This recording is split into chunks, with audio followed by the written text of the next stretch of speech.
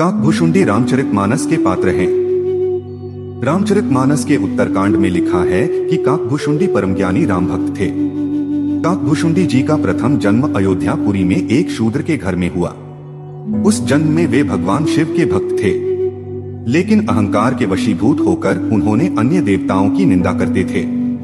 एक बार अयोध्या में अकाल पड़ जाने पर वे उज्जैन चले गए। वहां वे एक दयालु ब्राह्मण की सेवा करते हुए उन्हीं के साथ रहने लगे। एक बार उस शूद्र ने भगवान शंकर के मंदिर में ब्राह्मण का अपमान कर दिया।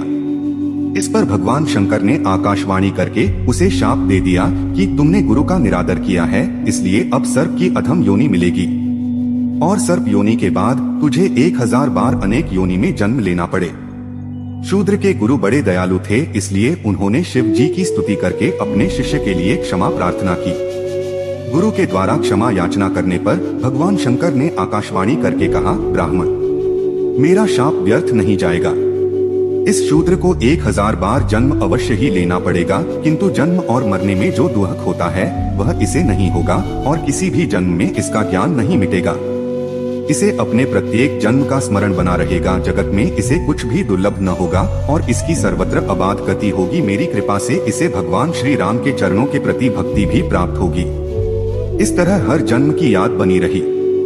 समय के साथ श्री राम जी के प्रति भक्ति भी उसमें उत्पन्न हो गई। उस शूद्र ने अंतिम शरीर ब्राह्मण का पाया। ब्राह्मण बनने पर वह ज्ञान प्राप्ति के लिए लोमश ऋषि के पास गया। जब लोमश ऋषि उसे ज्ञान देते थे तो वह उनसे अनेक प्रकार के तर्क कुतर्क करता था। उसके इस व्यवहार से कुपित होकर लोमश ऋषि ने उसे शाप दे दिया कि जा तू चांडाल पक्षी कौआ हो जा। वह तत्काल कौआ बनकर उड़ गया। श्राप देने के बाद लोमश ऋषि को पश्चाताप हुआ और उन्होंने उस कौए को वापस बुलाकर राम मंत्र दिया और साथ इच्छा मृत्यु का वरदान लोमश ऋषि ने उस ब्राह्मण को दिया। कौए का शरीर पाने के बाद ही राम मंत्र मिलने के कारण उस शरीर से उन्हें प्रेम हो गया और वे कौए के रूप में ही रहने लगे। कालांतर में काकभुशुंडी के नाम से पहचाने गए। वेदों और पुराणों के अनुसार काकभुशुंडी ने 11 रामायण और 16 महाभारत देखी हैं। वह कल्प के अंत तक अपने शाश्वत स्वरूप में जीवित रहेगा। भगवान राम ने ही काकभुशुंडी को अमर बनाया था।